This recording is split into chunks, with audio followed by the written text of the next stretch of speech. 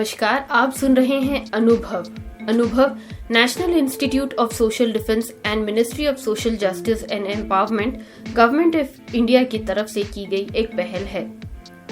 इस योजना की रचना का श्रेय जाता है डॉक्टर आर श्रीधर और मिस्टर आलोक वर्मा को।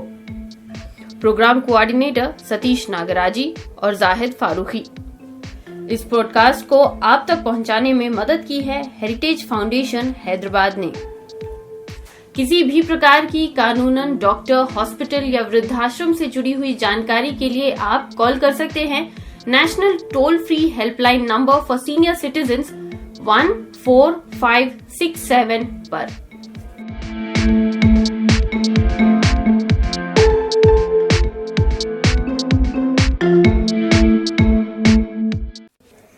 అందరికీ నమస్కారం. డెమెన్షియా వ్యాధి అంటేనే ఈ మధ్యకాలంలో అందరికీ విపరీతమైన భయం ఏర్పడిపోతుంది. మతిమరుపు అని మామూలుగా అంటాం, కానీ అది చాలా చాలా తీవ్రమై ఇంటిలిపాదికి కూడా సమస్యను తెచ్చిపెట్టే విధంగా ఉంది. అది ఏ రకంగా ఉంటుంది, ఆ సమస్య విన్న వాళ్ళు ఎలా బాధపడుతున్నారు అనే విషయం మీద ఇవాళ మనం ఒక చిన్న నాటికను వినబోతున్నాము. ఈ నాటకంలో నాన్నమ్మ, కొడుకు, మనవడు, మనవరాళ్ళు ఏ విధంగా పాత్రలు పోషిస్తారు అనేది మనం ఇప్పుడు వినబోతున్నాం. శంకర్రావు, ఒరే శంకర్రావు, ఎక్కడున్నావురా? కాఫీ ఇవ్వాలి, నాకు తెల్లారిపోయిందిరా. అమ్మా, ఎక్కడ తెల్లారింది? ఇంకా అర్ధరాత్రిలోనే ఉన్నాము. ఇంకా చీకటిగానే ఉన్నది. బయట కుక్కలు మొరుగుతున్నాయి. ఏంటమ్మా అర్ధరాత్రి లేచి అందరినీ బాధ పెడతావు? అయ్యో తెల్లారిపోయిందిరా, తెల్లగా తెల్లారిపోయింది. నాకు కాఫీ ఇవ్వాలని చెప్పి ఈ వంకలన్నీ పెడుతున్నావురా, ముసల్దానిరా. అయ్యయ్యో, ఒరే శంకర్రావు, కాఫీ కావాలరా. అయ్యో, మీ గొడవ మళ్ళీ మొదలైందా? ఎందుకు నాన్నమ్మ నాన్నని ఇబ్బంది పెడతావు? నీ గొడవ భరించలేకే అమ్మ మనల్ని వదిలి వెళ్ళిపోయింది. ఏమంటున్నావురా నువ్వు? మీ అమ్మ నా గొడవ వదలు వెళ్ళిపోయిందా? బానే ఉంది. మీ అమ్మ నాన్న రోజంతా పగలు లేదు రాత్రి లేదు కాట్ల కుక్కల కొట్టుకునేవాడు కదరా, అందుకు వెళ్ళిపోయింది. ఏం మాట్లాడుతున్నావురా? వాడి మాట ఏం కానీ. శంకర్రావు, వెళ్ళు కాఫీ తీసుకురాపో. నేను తెస్తాను, కానీ కాస్త అల్లరి పెట్టక అందరినీ. ఇలాంటి మాటలు అంటావా? సరే, మీరెవ్వరూ తేవద్దు. నేనే బయటికి వెళ్ళి పాలు తెచ్చుకొని కాఫీ పెట్టుకొని తాగుతా. నేను చెప్పులు వేసుకుంటున్నా, వెళ్ళిపోతున్నా.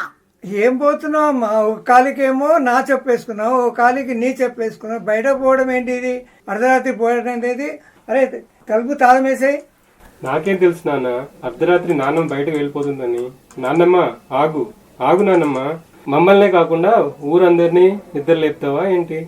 నేనెవ్వరిని నిద్ర లేపట్లేదురా, నా పని నేను చేసుకుంటున్నాను.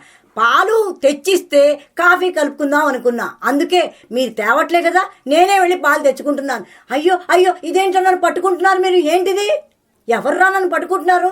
నేను దొంగననుకున్నారా శంకర్రావు? కాదమ్మా, నిన్ను బాగా చూసుకుంటాము, లోనికి పద.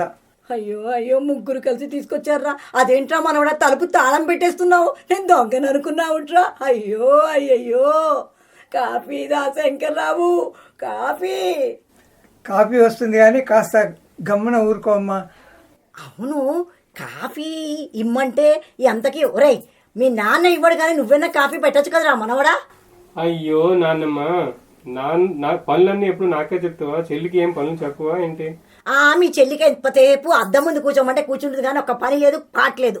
నువ్వు వాడి మాట పట్టించుకోకుండా శంకర్రావు, నీది బాధ్యత. వెళ్ళి తీసుకురాపో కాఫీ తెస్తాను, కానీ కాస్త నువ్వు నెమ్మదిగా ఉంటే ఏదైనా పని బాగా జరుగుతుంది.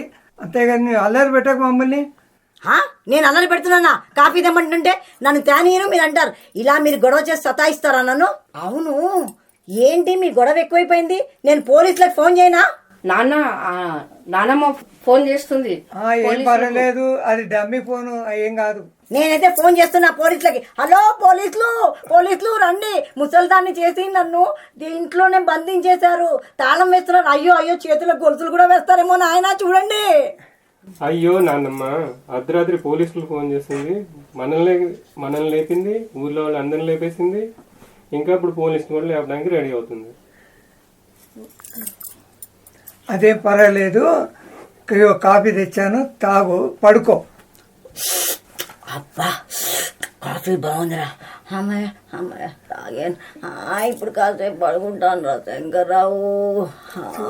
చూడరా ఎంత హాయిగా పడుకుందా అమ్మ. అవును నాన్న, చిన్నప్పుడు నాన్నమ్మ నన్ను చాలా బాగా చూసుకునేది. అవును నాన్న, నాన్నమ్మ చిన్న పిల్లలు పండుకుంది, మనం ఇంట్లోనే మంచిగా చూసుకుందాం. లేదు, పొద్దున వృద్ధాశ్రమం వేసేద్దాము, అప్పుడు ఇంకా మన పనులు మనం సవ్యంగా చేసుకోవచ్చు. సరేనా మరి? అవునా, నేను అసలు చదువుకోలేకపోతున్నాను. నానమ్మ రోజు ఇలా మనల్ని ఏదో ఒకటి చేసి టార్చర్ చేస్తుంది. ఈ టార్చర్ ఎన్నాళ్ళు భరించాలో ఏంటో. అవునరా అన్నయ్య, నాకు కూడా నిద్రనే వస్తలేదు అన్నయ్య. నేను మటుకు అమ్మను వదిలేసి ఉండగలుగుతున్నట్రా. అమ్మని ఎక్కడో వెళ్ళను, ఇంకా మనమే బాగా చూసుకుందాము, ఎక్కడ పంపించొద్దు.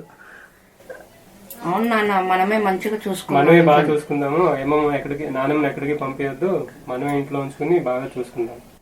ఒరే శంకర్రావు, కాఫీ రా. కాఫీ ఇవ్వకుండా ఏం చేస్తున్నావురా? ఇందాక నుంచి అడుగుతున్నాను, బంధించి పెట్టావు కదరా శంకర్రావు. ఇప్పుడే కదమ్మా తాగావు కాఫీ, మళ్ళా కాఫీ అంటావేంటి? లేదు లేదు, నేను చెప్పులు వేసుకుంటాను. ఏమి నా చెప్పు, నేను బయటికి వెళ్ళిపోతాను. తాళం వేసాను, టప్ప తాళం తలుపుకొని వెళ్ళిపోతాను. శంకర్రావు శంకర్రావు. అయ్యో, సినిమా మళ్ళీ రిపీట్ అవుతుందా? ఇంకా కాదులే. ఏంటో నన్ను ఇలా బంధించేస్తున్నారు, ఉంచేస్తున్నారు. కాఫీ గుక్క కూడా ముసలిదానికి ఇవ్వట్లేదు. ఎప్పుడో ఇచ్చారంటారు, ఎప్పుడు ఇచ్చారు? ఎప్పుడంటే 2-3 రోజులైంది. కాఫీ లేదు, అన్నం లేదు. అయ్యయ్యో శంకర్రావు. ఇప్పుడే మర్చిపోతే ఎలానమ్మా? అదండి డెమెన్షియా సమస్య అంటే. మర్చిపోవడమే కాకుండా ఇంటిలిపాదిని బాధపడడం కూడా జరుగుతూ ఉంటుంది. కానీ అలాంటి సమస్య ఉన్నప్పుడు పెద్దవాళ్ళ విషయంలో మనం ఏం చేయాలి? వాళ్ళని ఇంట్లో ఊరికే బంధించాలి అనుకుంటామా? కాదు. మన ప్రేమ అభిమానంతో వాళ్ళని కాస్తో కూస్తో దగ్గరగా చూసుకుంటూ మనవల్లాగా భావిస్తూ ఉన్నట్లయితే ఈ డెమెన్షియా వ్యాధి ముదరకుండా ఉంటుంది. అలాగే వాళ్ళని కాస్త బయటికి తిప్పితే కనుక వాళ్ళకి మనసు ప్రశాంతంగా ఉంటుంది. మనందరం కలిసి డెమెన్షియా వ్యాధిని తగ్గుముఖం పట్టేలా, డెమెన్షియా వ్యాధిగ్రస్తులు రోడ్డు పాలు కాకుండా ఉండేలా చూసుకుందాం. అందరం ముందుకొద్దాం.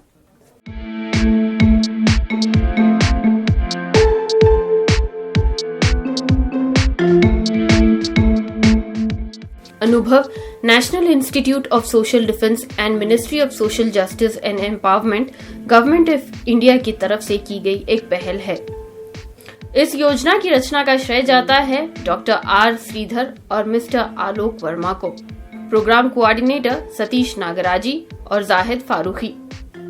इस पॉडकास्ट को आप तक पहुंचाने में मदद की है हेरिटेज फाउंडेशन हैदराबाद ने। किसी भी प्रकार की कानूनन, डॉक्टर, हॉस्पिटल या वृद्धाश्रम से जुड़ी हुई जानकारी के लिए आप कॉल कर सकते हैं national toll free helpline number for senior citizens 14567 पर।